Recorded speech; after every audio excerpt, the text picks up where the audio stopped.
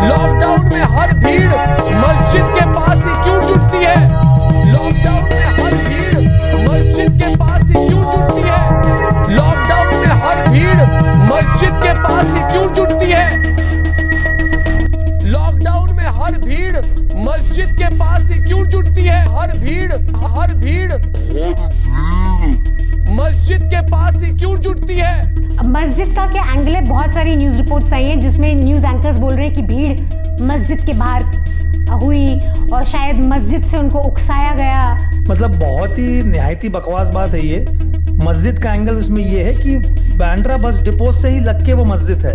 अब हुआ ये था, जब वहाँ पे इतनी भीड़ इकट्ठी हो गई तो पुलिस की जो गाड़ियों के पास और जो उनके मेगाफोन्स होते हैं तो उनसे वो अपनी बात उनको पहुंचा नहीं पा रहे थे, मतलब उनकी आवाज नहीं जा रही थी। तो उन्होंने मस्जिद में रिक्वेस्ट किया कि हम मस्जिद से अनाउंसमेंट करेंगे और फिर मस्जिद से वहाँ के जो एडिशनल सीपी थे मनोज शर्मा, उन्होंने अनाउंसमेंट किया। वहाँ के डीसीपी थे उन्होंने अनाउंसमेंट किया। वहाँ के जो इमाम थे उनसे भी उन्होंने अनाउंसमेंट करवाया कि भाई आप लोग इस तरीके से ऐसे इकट्ठे मत हुई, ये बीमारी बहुत खतरनाक है। ये लोग बेहद परेशान इसलिए थे क्योंकि मतलब बहुत बुरी हालात में रहते हैं ये लोग। एक रूम में मतलब मुश्किल से 200-300 स्क्वायर फीट के रूम में 12-12, 10-10 लोग रह रहे हैं। टीन की मतलब चद्दर की छत है उनकी और गर्मी है बहुत ज्यादा।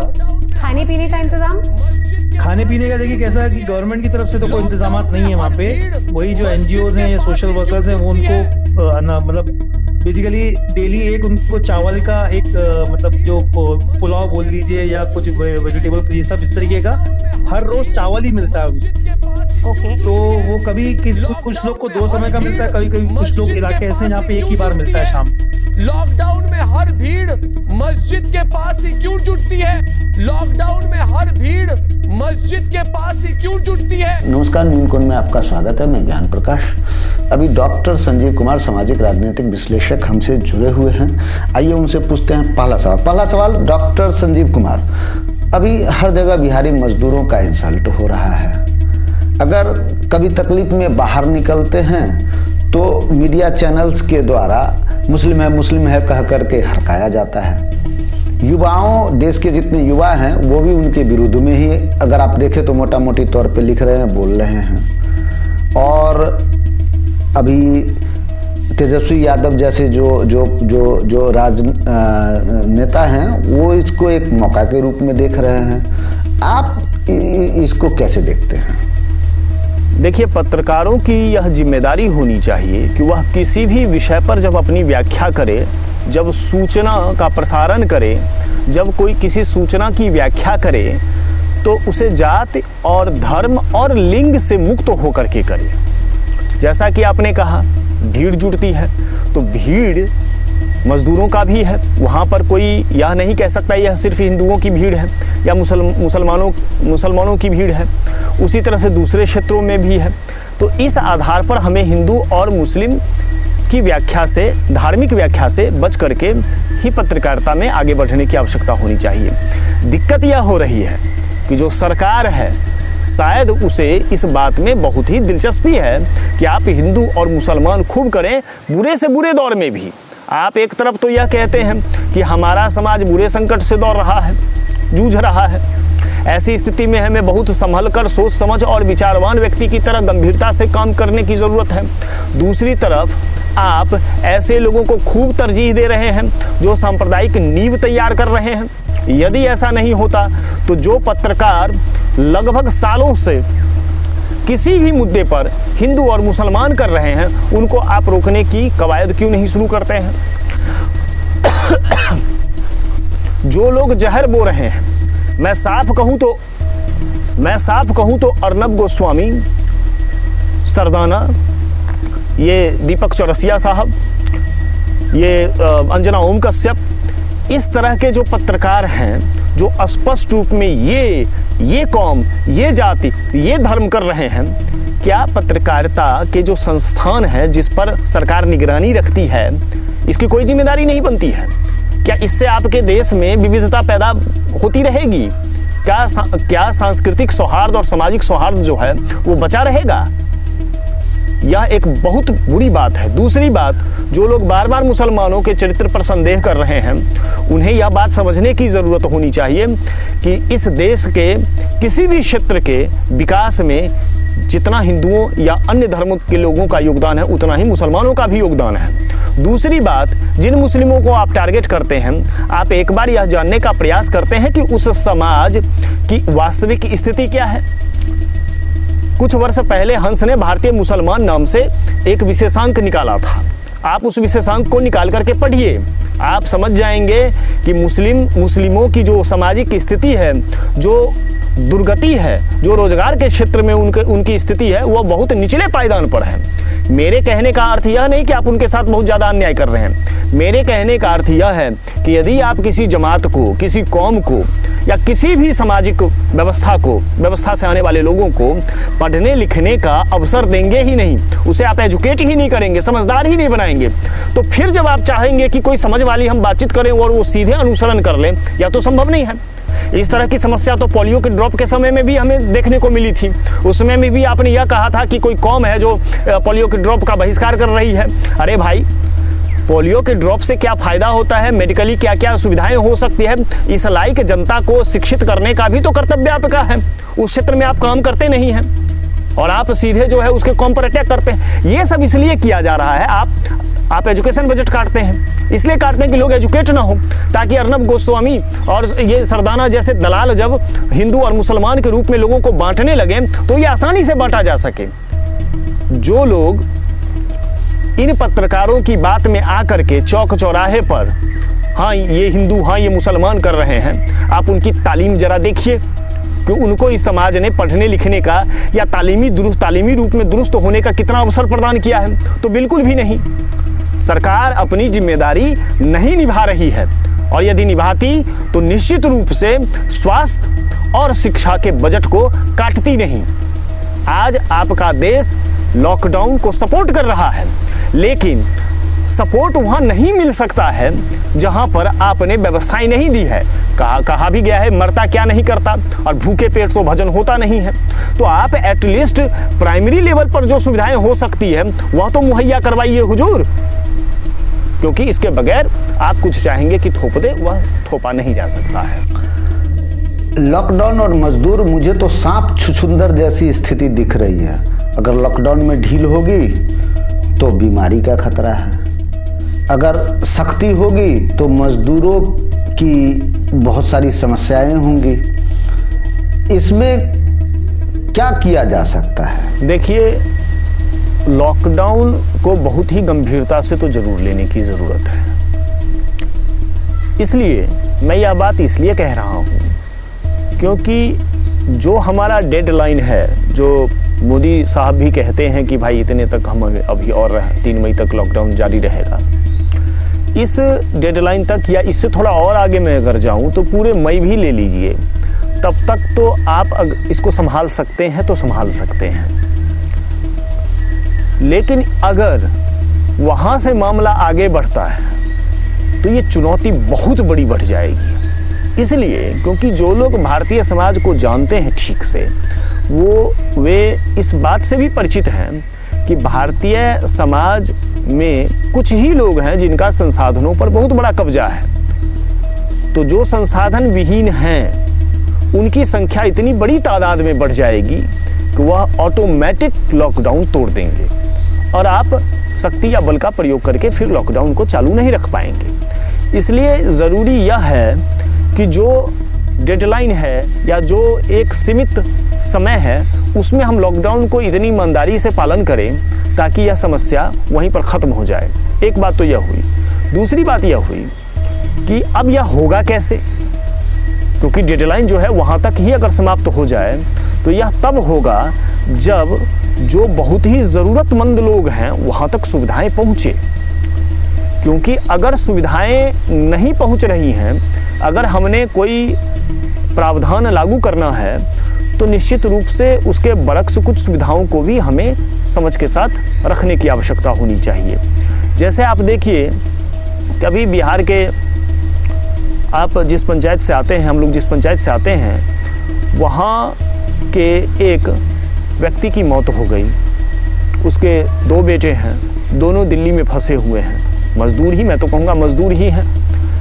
अब उनको एटलीस्ट क्रियाकर्म के लिए या पिता को देखने के लिए या आग देने के लिए उनकी अपनी जो कर्मकांड की व्यवस्था है उसके लिए उनको आना है, जबकि भोज वगैरह पर तो लोगों ने स्वयं नियंत्रण किया है, भोज भात नहीं कर रहे हैं।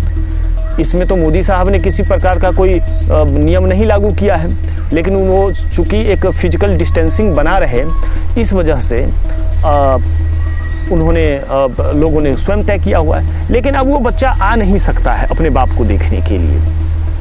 तो एटलीस्ट इस तरह की जो असुविधाएं हैं, जो बहुत ही सीरियस स्टेज के लिए कुछ मुहैया किया जा सकता है, जैसे मजदूरों का घर नहीं चले उसकी आजीविका के लिए उसके घर में कुछ राशन पानी की व्यवस्था डायरेक्ट रूप में कैसे हो सके, उसकी बात होनी चाहिए। जब आप कहते हैं कि हम मनरेगा को इतना किए, जब आप कहते हैं हम राशन कार्ड पर, अरे भैया जब आप जानते हैं कि आपका देश जो है वह रजिस्ट्रेशन या पंजीकृत नागरिकों का देश नहीं है, अभी तो एनआरसी और एनपीआर पर इतनी सारी बहसें हुई हैं, उससे भी तो हमें कुछ सीख लेने की ज़रूरत है। लेकिन ये सीख आप रामदेव को स्टूडियो में बुला करके तो नहीं ले लेंगे ना, क्योंकि वो तो अनएजुकेटेड पर्सन है, उसके पास तो कोई डेटा एनालिसिस का कोई मस्तिष्क है नहीं। तो आप यह मान लें कि आप पंजीकृत नागरिकों का राष्ट्र ये नहीं है, तो स्वाभाविक रूप से आप अगर कागज या रजिस्ट्रेशन के थ्रू अगर कोई सुविधा देना चाहेंगे तो वो सभी के पास नहीं पहुंचेगा। इसलिए आपको सभी जरूरतमंद के पास कैसा पहुंचा जाए, इसके पास आपके पास बड़ी मशीनरी है, आप यह कर सकते हैं। लेकिन अगर आप यह नहीं करेंगे और लोग बाहर निकलेंगे और जो डेडलाइन है वह टूट जाएगा और उसके बाद ऑटोमेटिक लॉकडाउन टूट जाएगा और महामारी चलती रहेगी। अब आप कहेंगे, न्यूज़ चैनल लोग कहेंगे कि भाई ये जिम्मेदारी तो इन मजदूरों ने या इन कौम के लोगों ने ऐसे ऐसे कर दिया, ये तो गलत हो जाएगा। इसका मतलब है कि ये पूरी जिम्मेदारी सरकार की जिम्मेदारी है, लोग पालन कर रहे हैं। आप इसे ऐसे भी समझिए दूसरे रूप में कि अभी भी टीवी चैनल कितने जगहों पर दिखा पा रहे हैं कि यहाँ लॉकडाउन फॉलो नहीं हो रहा है। 10, 20, 30 ये 30 ही जगह भारत में है क्या? कौन लोग हैं जो आपकी बात नहीं मान रहे हैं भाई? ये 10, 20, 30 जगह जो है वहां पर नहीं मानने से क्या पूरे राष्ट्र का इंटरप्रिटेशन हो जाएगा? मतलब आपकी बात, भले आपकी बात के बाद, आपके ऑर्डर के बाद लोगों को दिक्कतें हो रही हैं, लेकिन एक बड़ी करोड़ों की तादाद है जो आपके उस निर्णय का पालन तो कर रही है। इसके बावजूद अगर यह असफल हो जाता है तो निश्चित रूप से आपकी असफलता है। इसलिए सरकार को पूरे ढंग से विचार करने की जरूरत है। नागपुर रेड जोन है, यवतमाल रेड जोन है और उसी के बीच में वर्धा ग्रीन जोन है कि नहीं जोन है, महाराष्ट्र की मैं बात कर रहा हूँ। तो क्या वहाँ के लोग आपको सपोर्ट कर रहे हैं कि नहीं कर रहे हैं? आप वर्धा में क्या सारे संघ के फॉलोअर हैं? क्या वहाँ पर कम्युनिस्ट नहीं है? क्या वहाँ पर लेबर क्लास के लोग नहीं हैं? तो ऐसे व्याख्या मत कीजिए। मैं बार बार कह रहा हूँ कि यह जो दौर है यह पत्रकारिता के चापलूसी का आधुनिक दौर है। और पत्रकार, मेरा एक लंबा समय विश्वविद्यालयों में गया हुआ है, मैंने देखा है कि जो पत्रकारिता के विद्यार्थी भी हैं, स्कॉलर्स भी हैं, रिसर्च स्कॉलर्स भी हैं, उनके अंदर ये गहरी बीमारी बैठी हुई है। वो चापलूसी के माध्यम से बहुत आगे बढ़ना चाहते हैं। और ये देन जो है ये इनके अंदर कैसे पैदा होती है? इन्हीं अर्नब गोस्वामी और सुधीर चौधरी जैसे पत्रकारों को देख करके ये अपने अंदर इन बीमारियों को पैदा करते हैं। तो पत्रकारों को चाहिए कि जरा ठहर करके भी बेचना करें, जरा अपने अंदर धैर्य लाए, लगे भी कि ये भारतेंदु हरिश्चंद्र और बाल मुकुंद गुप्त के दौर की पत्रकारिता को अनुसरण करने वाले पत्रकार हैं। ये विशाल भारत और हंस जैसे पत्रिकाओं से निकलने वाली जो एक आभा है उसको भी जानते हैं, लेकिन लग तो नहीं रहा है कि ऐसा कुछ जानते हैं। तो इस तरह की दलालीपूर्ण व्यवस्था से बाज आने की ज़रूरत है और सरकार को भी जिम्मेदारी के साथ काम करने की ज़रूरत है। और फिर से मैं कहूँगा कि नीतीश कुमार को इन सबसे ज़्यादा काम करने की ज़रूरत है। बाबा रामदेव को विभिन्न चैनलों के द्वारा एक राजनीतिक विश्लेषक के रूप में बुलाया जाता है, इसको आप कैसे देखते हैं? देखिए, कॉमेडी जिसे मजाक कहते हैं वो दो तरह का होता है। एक कॉमेडी मजाक और एक होता है डार्क कॉमेडी, जिसका फिल्मों में खूब इस्तेमाल किया जाता है। डार्क कॉमेडी में होता है कि व्यक्ति या समाज बुरे से बुरे दौर में भी रहे या वह मृत्यु के नज़दीक भी रहे, तब भी कुछ मजाक चलता रहता है। तो मैं समझता हूँ कि बाबा रामदेव को स्टूडियो में बुलाना उसी तरह का डार्क कॉमेडी है। अरे बाबा रामदेव योग जानते हैं और योग भी जानते हैं, तो भारतीय, मेरा एक चैलेंज है बाबा रामदेव से, भारतीय समाज के किसी भी गांव में आप चले जाइए, वहाँ कम से कम 5 लोग तो आपको जब अवश्य इतने मिल जाएंगे जो बाबा रामदेव से थोड़े बहुत ज़्यादा योग जानते होंगे। तो ये तो व्यापारी आदमी है, अपना प्रोडक्ट बेचते हैं। फिर इनको एक एक्सपर्ट के रूप में, राजनीतिक एक्सपर्ट के रूप में, तो जरा इनका राजनीतिक लेखा जोखा देख लीजिए। ये राजनीतिक प्रतिबद्धता निर्भयता से पैदा होती है, उसके लिए निडरता जो है उसके मूल में होना चाहिए। आप किसी भी क्रांतिकारी का जीवन उठा करके देख लीजिए, आप देखेंगे कि जब वह किसी वर्चस्ववादी सत्ता से लड़ता है तो निर्भय होकर के, तब जबकि वर्चस्ववादी सत्ता के ठीक विरुद्ध उसके पास संसाधन और शक्तियां कम होती हैं, और वही निडरता जो है उसको वहां पर खड़ा रखती है। रामदेव ने आंदोलन किया था, पुलिस आई, इन्होंने महिलाओं के कपड़े पहन करके भागने का प्रयास किया, बाद में उसको जस्टिफाई भी कर रहे हैं। तो हम क्या हम उस भगत सिंह के देश में पैदा होने वाले लोग हैं? क्या ये इन पत्रकारों को पता नहीं है जो उनको अपने स्टूडियो में बुलाते हैं कि वो भगत सिंह, खुदीराम बोस और चंद्रशेखर आजाद जैसे वीर योद्धाओं के देश में पैदा होने वाले लोग हैं? और एक राजनीतिक क्रांति के नाम पर भगोड़े व्यक्ति को एक्सपर्ट बना करके आप लाते हैं। क्या उम्मीद की जा सकती है कि सत्ता की आंखों में आंखें डाल करके वो सवाल कर सके? उसके अंदर वह क्षमता नहीं है, क्योंकि इसका प्रमाण बाबा रामदेव स्वयं दे चुके हैं। और किसी भी विषय पर, किसी भी विश्वविद्यालय के अदने से रिसर्च स्कॉलर से वह किसी विषय पर टकरा नहीं सकता है। यह एक चापलूसी का दौर है, एक षड्यंत्रकारी मामला है, इसलिए और रामदेव उसमें फिट बैठता है, इसलिए रामदेव को बुलाया जाता है। अदरवाइज रामदेव के पास ऐसी कोई योग्यता नहीं है जिसके आधार पर वह एक एक्सपर्ट के रूप में बुलाया जा सके।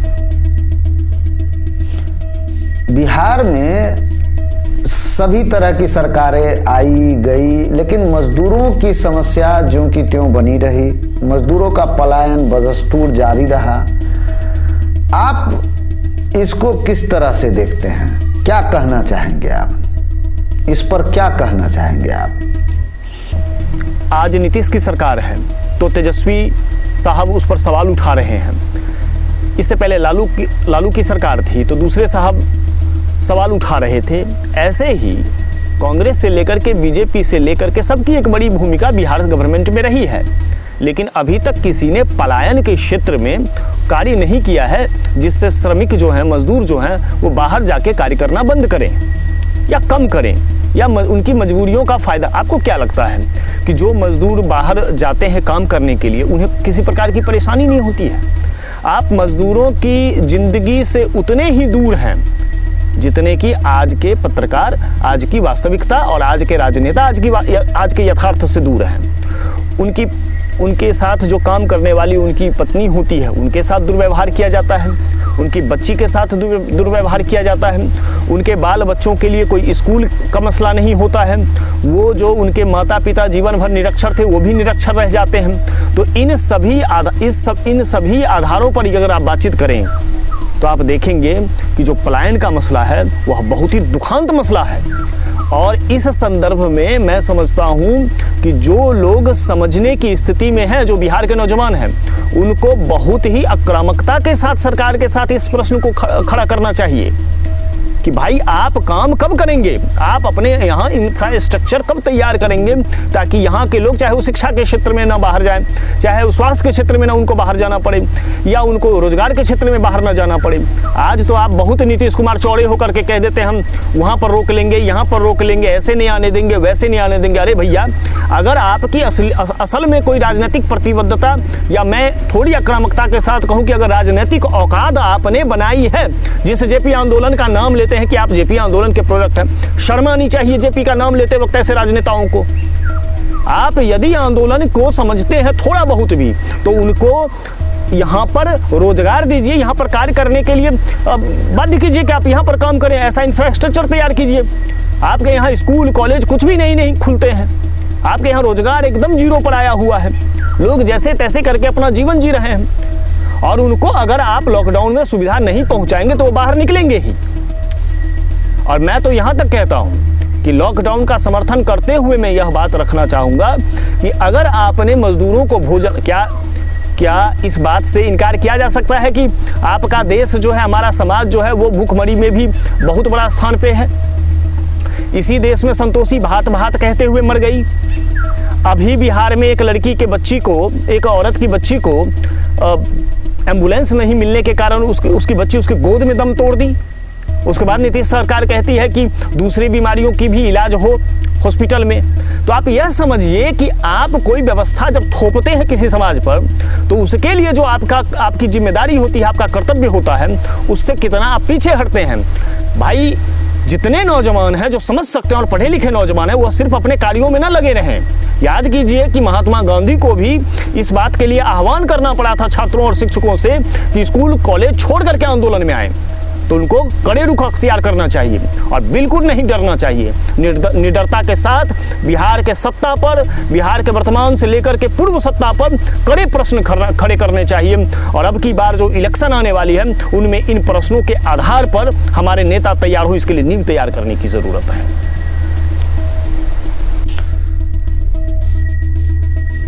ऐसा लगता है कि नीतीश कुमार बिहारी जनता का इस्तेमाल कर रहे हैं, लेकिन ऐसा भी लगता है कि बिहारी जनता अपने को इस्तेमाल होने दे रही है। आपका क्या एनालिसिस है इस पे? देखिए, सबसे बड़ी बात यह है कि जब तक आप अपने आप को सबसे अधिक कमज़ोर समझते रहेंगे, तब तक दुनिया भी आपको उसी रूप में इस्तेमाल करेगी। हमारे बिहार के साथ सबसे बड़ी समस्या यह है कि बिहार के वोटर, अन्य राज्यों में भी है लेकिन वहाँ की तुलना में बिहार में अधिक है, बिहार के वोटर जो हैं वह बहुत ही निरीह समझते हैं। मैं कहता हूँ कि बिहार का एक एक मतदाता नीतीश कुमार से ऊपर है, क्योंकि वह नीतीश कुमार को बनाता है। और नीतीश कुमार यदि उनको बनाते तो फिर कुछ टक्कर की बात होती कि हाँ भाई नीतीश कुमार बड़े हैं। नीतीश कुमार तो उन्हें कुछ नहीं बना पा रहे हैं, तो बड़े तो मतदाता हुए। तो सबसे पहले तो इस मानसिकता से हमें निकलने की ज़रूरत होनी चाहिए कि ये हमसे बड़े हैं और हम छोटे हैं, हम निरीह हैं, हमारे पास कुछ नहीं है। ऐसी सोच से पहले बाहर निकलने की ज़रूरत है। नीतीश कुमार पर भरोसा करना ज़रूरी भी था, क्योंकि पिछली सप्ताह से काफ़ी लोग परेशान थे। और जब नीतीश कुमार उस भरोसे पे खड़े नहीं उतरते हैं, तो जनता को निडरता के साथ आगे बढ़ने की ज़रूरत होनी चाहिए।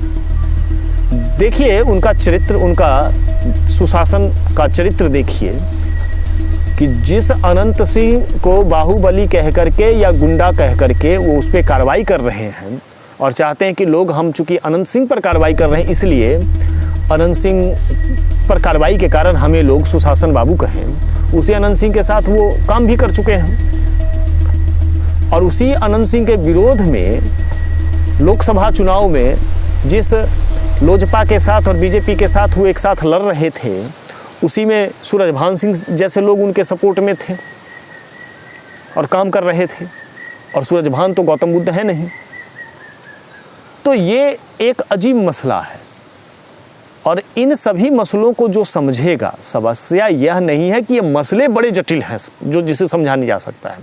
समस्या ये है कि जो जनता है उसे समझने नहीं देना है, इस स्थिति को बरकरार रखना है। आप मेरी बात को समझिए, मेरी बात बहुत सामान्य और सरल है कि जनता को उसके जीवन शैली और दुख से फुर्सत ही मत दो कि वो तुम्हारे तेवर और तुम्हारे राजनीतिक गठजोड़, गठबंधन, इन सब ऊपर जाकर के विचार करे। इसलिए उसको हमेशा कष्ट में रखो। इसीलिए आप देखिए कि स्वास्थ्य के क्षेत्र में नीतीश कुमार 0 पर हैं।